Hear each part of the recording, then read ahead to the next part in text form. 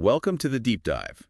Today, we're getting into a really significant topic, the Blood Street Gang. Yeah, it's a complex history. We've looked at a bunch of sources, articles, different reports. Right, to try and piece together the real story, how they started, their structure, what makes them tick, you know. And our mission here is basically to guide you through all that info. We want to pull out the key stuff and make it, well, understandable. Exactly.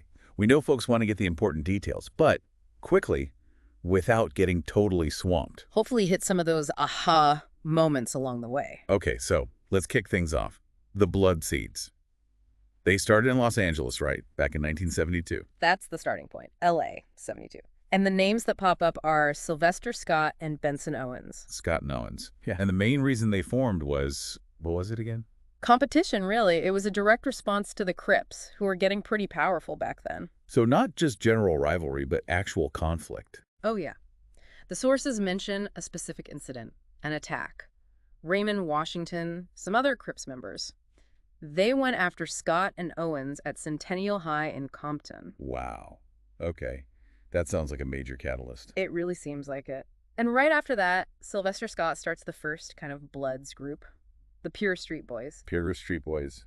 And Owens. Owens formed the West Piru Gang not long after. So in the beginning, it was fundamentally about defense, like protecting themselves from the Crips. Exactly. Self-preservation was key. And interestingly, even before the name Bloods became official, Yeah. a lot of the smaller gangs that weren't Crips, they'd sort of informally call each other Blood, like a sign of being on the same side against the Crips. Huh, that's interesting. Almost like a pre-alliance term. Kind of, yeah. Yeah. But then things really started to heat up. March 72, there was a really serious incident. What happened? A guy named Robert Ballou Jr. was killed by Crips after a concert. And this got a lot of media attention. Ah, so it brought the whole gang violence issue into the public eye more. Definitely. And that plus just constant pressure and attacks from the Crips made these smaller gangs realize they couldn't stand alone. They needed to team up. Pretty much. Strength in numbers. And the violence just kept going. It did. June 72, another killing, Frederick Lowcountry Garrett. Then in August, retaliation. The Brims, another non-Crip gang. They hit back. Yeah, they killed Thomas Ellis, one of the original West Side Crips. So you see this back and forth escalating. Man, just a cycle of violence. It really paints a picture of needing security. You know, it wasn't just random stuff. It was about control and survival in those areas. Which leads us to late 72. There was a meeting. Right. The Pirates, feeling that Crip pressure, called a meeting. They got other non-Crip gangs together. And this was the big moment. This was it. The Pirates, the Black Keystones, the Athens Park Boys, a few others, they all agreed to form an alliance, a federation, basically. Reunited against the Crips. Exactly. And that alliance became known as the Bloods. So just to be crystal clear, the Pirates are really seen as the founders, Yeah. the ones who initiated it. Yeah, the Pirates are definitely considered the original set that drove that unification. Okay, so they're formed. But did they immediately become a huge force? How do they grow early on? Well, not immediately. Yeah. Even united, they were still playing catch-up. By 1978, maybe 6 years in, there were about 15 blood sets. 15 sets. But still outnumbered. Oh, yeah. The Crips had way more members, maybe 3 times as many. But then the 80s happened. That changed everything, didn't it? Crack cocaine. That was the game changer. Suddenly, there was this huge amount of money flowing from the crack trade in L.A. And that fueled their growth. Big time. Membership shot up. And the money meant they could expand, you know, move to other cities, other states, set up new blood sets. Their reach grew massively. Now, something really important the sources point out is this whole West Coast versus East Coast thing.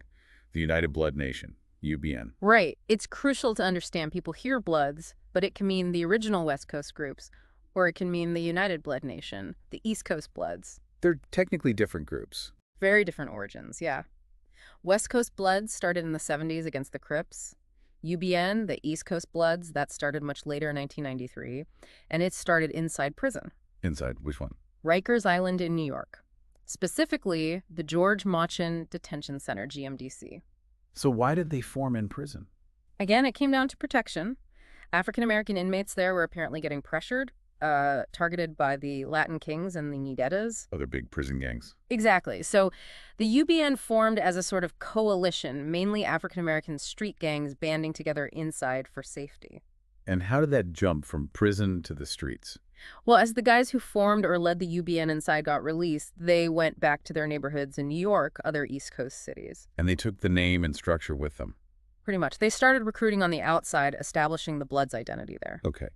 What are the numbers like for the UBN, the East Coast Bloods? Estimates vary, but sources suggest somewhere between, say, 7,000 and maybe 15,000 members in the eastern U.S. And their money-making activities, similar to the West Coast. Crack cocaine distribution is definitely still a factor, yeah. And also, smuggling drugs and other stuff into prisons is a big thing for them. Right. Okay, let's dig into how these Bloods groups are actually structured. You said it's not like a top-down company. No, not at all. It's much looser than that. Think of it more like a network, a loose association of smaller gangs. They call them sets. Sets, like individual chapters or franchises? Kind of like that, yeah. Each set usually has its own leader, its own turf, and operates pretty independently. So they all identify as Bloods, but they run their own shows, basically. Largely, yes. They share the color red, the symbols, the general idea, but day-to-day operations, local beefs, that's often set-specific. And membership, mostly African-American males, the sources say. Overwhelmingly, yes, especially in leadership. But some sets do have female members or members from other ethnic backgrounds. It happens, though it's not the typical setup. What about age? Who are we talking about? Most active members are pretty young, early teens up to mid-20s usually. Leaders might be older, late 20s, even 30s sometime. Okay, and with this scattered structure, is there any national leader, anyone in charge of all Bloods? Nope. The sources are clear on that. No known national leader, no central committee. Power stays at the set level. So how does someone become a leader within a set? Is it an election? Definitely not an election. It's more about reputation. Yeah. You gain status through, criminal activity, being known for violence, being ruthless. Charisma helps too. Basically, the guys who can manage the criminal stuff and command respect rise to the top. And the regular members, what's their role? Soldiers. Yeah, soldiers is a common term. Usually younger guys, maybe 16 to 22.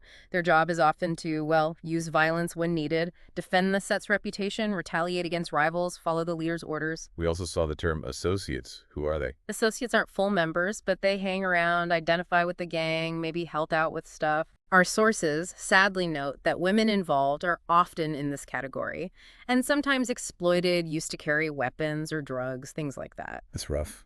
How do they recruit new members? Where do they find kids? Mostly they recruit in disadvantaged African-American communities. School-age kids are a big target. Why them? Well, the gang can offer things. These kids might not have a sense of belonging, maybe protection, status symbols like cash or clothes. It can seem appealing if other opportunities are scarce. And the ranking inside a set. It's based on how long you've been in. Often, yeah. More time in usually means more respect. But it doesn't automatically mean you're in charge. So respect isn't the same as authority. Exactly. Leadership is more about who's actually running things, calling the shots. Longevity just gets you looked up to. Okay, let's switch gears to identification. How do you know someone's a glue? It's more than just wearing red, Oh, right? definitely. Red is key, obviously. Lots of red sports gear, that kind of thing. But there's a whole system. Symbols, tattoos, jewelry, graffiti. Language too. Hand signs. Yep, all of it. It's a whole package. Tell us about the main symbols. The number 5, the 5-pointed star, the crown. Right. Those are crucial. They link back to the People Nation. The Prison Alliance. Exactly. The People Nation is this big coalition of gangs inside prisons formed for protection. The Bloods are part of it, and those symbols, the 5, the star, the crown, represent that affiliation. And you see these everywhere. Tattoos, graffiti. All over. Tattoos, jewelry, clothes, and definitely in graffiti. It marks their turf, shows who they are. What else is in the graffiti? Just symbols and names? It's like a public bulletin board almost. Set names, members' nicknames, declarations of loyalty, threats against rivals, sometimes even bragging about crimes. And they mess with rival symbols, especially the Crips. Yeah, that's a big thing. Drawing Crip symbols like their 6-pointed star upside down, it's a major sign of disrespect and insult. And the language, they have their own slang. They do. Greeting each other with blood is common. And again, disrespecting the Crips, they often avoid using words with the letter C. Really, they just swap words out. Sometimes, yeah. Or find ways around it. It's part of that whole Crip Killer CK identity for some. What about hand signs? Are they complex? They can be. Some are simple, like just flashing the ASL sign for B.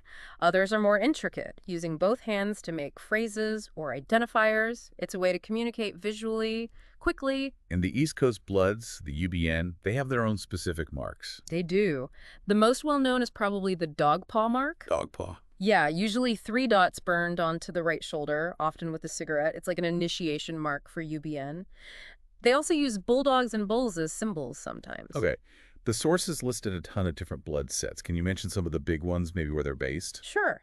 On the West Coast, you've got historic ones like the Black Pea Stones, known as the Jungles, Bounty Hunter Watts Bloods from Watts, LA, Crenshaw Mafia Gangsters, Mhm. Dixon Bloods. And the Pyrus, the originals. Right, and even within Pyrus, there are subgroups like Mod Pyru, Fruittown Pyru, Elm Street, Treetop, Cedar Block, usually named after areas. And on the East Coast, under the UBN banner. Yeah, UBN covers various sets.